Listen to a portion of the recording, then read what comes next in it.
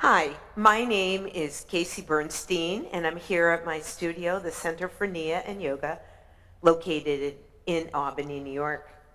I'm here to talk about an exercise, along with a demonstration, of how to reduce lower back pain and or sciatica.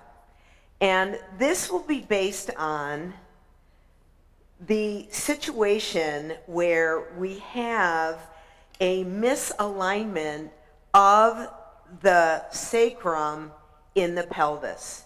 We have here this curved yet triangular bone called the sacrum, and it fits into the pelvis at this area, at this junction called the iliosacral joint. We have a lot of nerves running down through the spinal cord, and this demonstrates it here that all these nerves are coming out through the sacrum. Well, what will happen for a variety of different reasons is that this sacrum becomes askew or misaligned at this iliosacral joint. And when that occurs, there will be spasm or contraction that will send additional pain into these nerves surrounding the sacrum and at the iliosacral joint. So the goal is, with the exercise I'm going to show you, is to neutralize the sacrum within the pelvis, reduce spasm, and to be able to get up from the floor as you can then move out into the rest of your day. I'm sharing this from personal experience, and also when I've shared it with students, they have received benefit from this.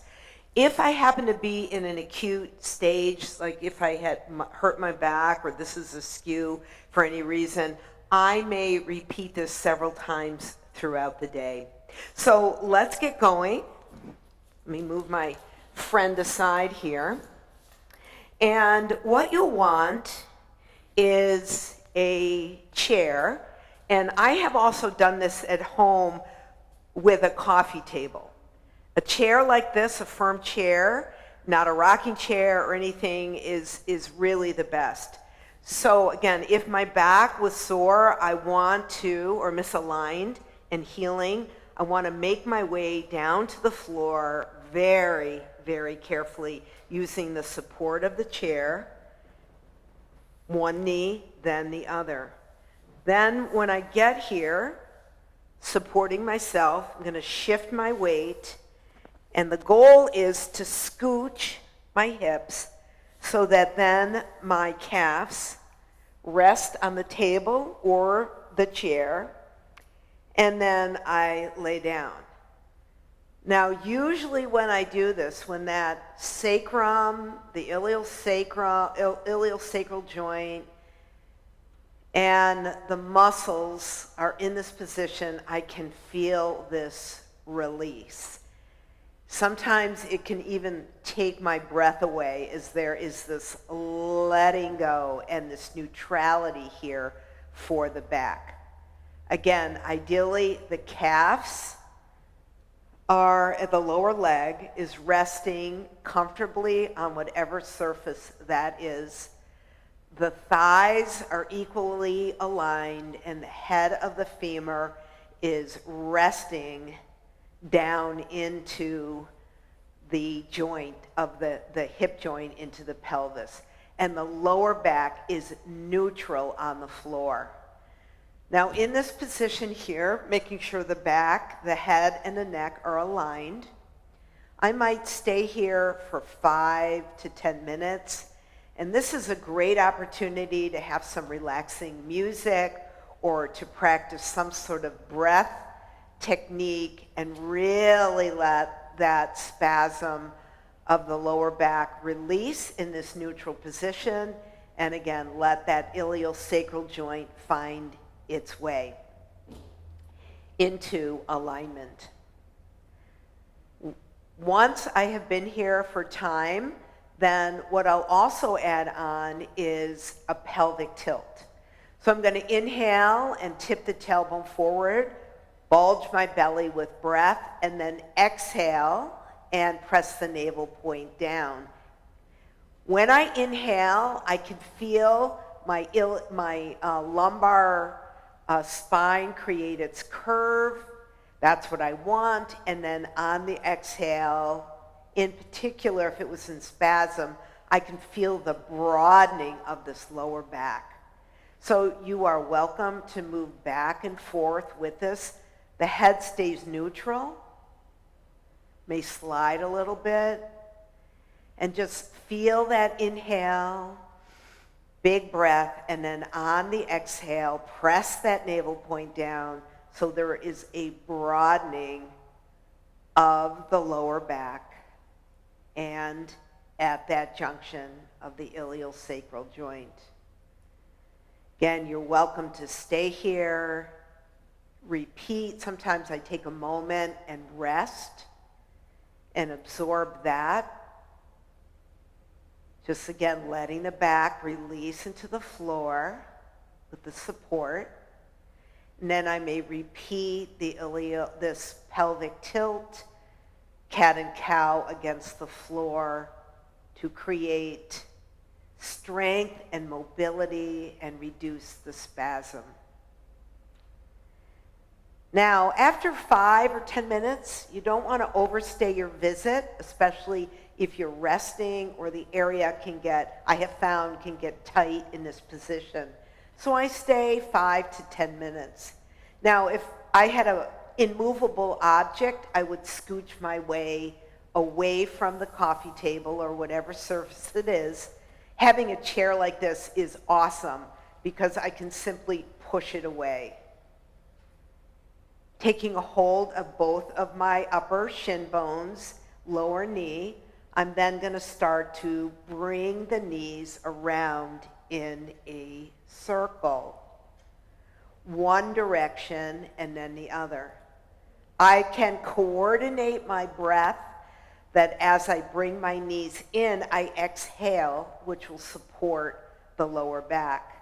I can also add on the rolling of my back of my head, which will then help stimulate and mobilize and warm up the entire spine.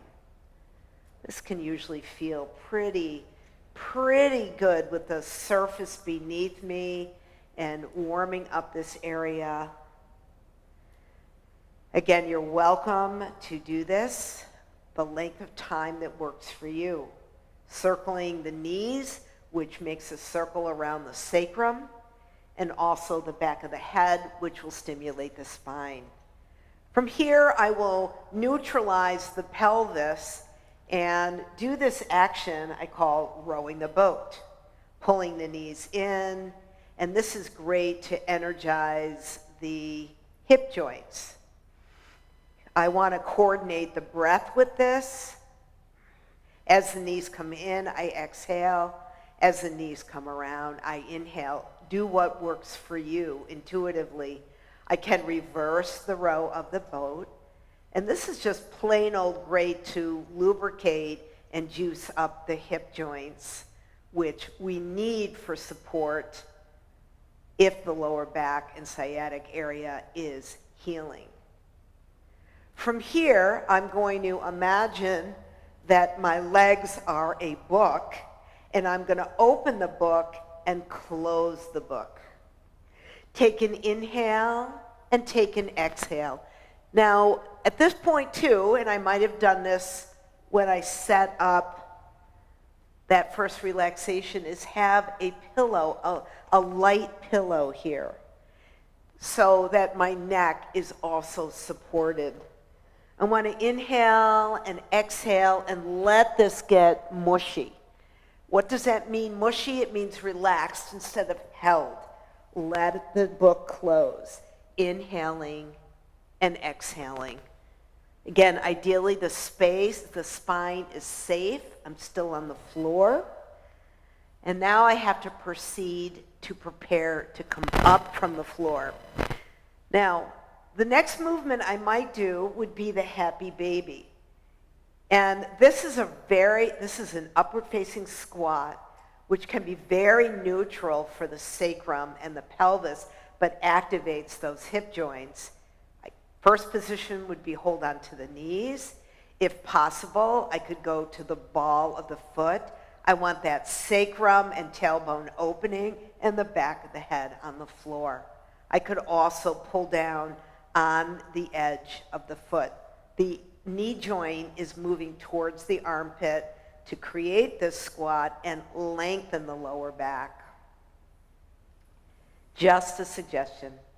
I return to my book, close the book, open the book, and now I'm going to prepare to come up, drawing the knee towards the armpit, stagger the other leg back, push up, and sense what's happening there.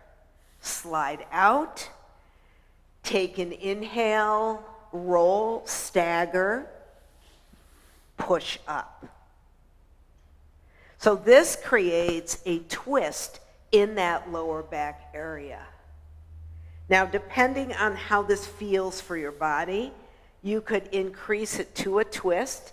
On the hip, I'm stretching the piriformis muscle that's deep in the gluteal that can contribute to the misalignment and alignment there of the iliosacral joint.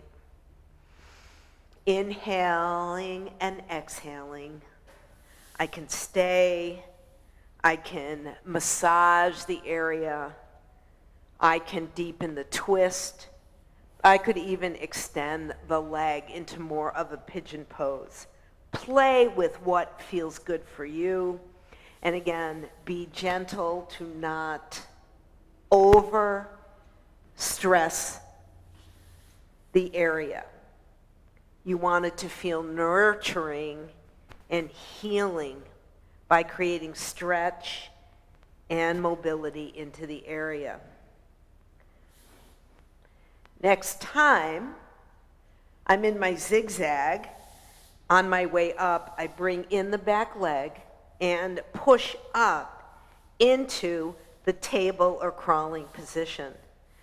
From here, I once again go into that pelvic tilt, also the cat and cow, which is an extension and flexion of the spine.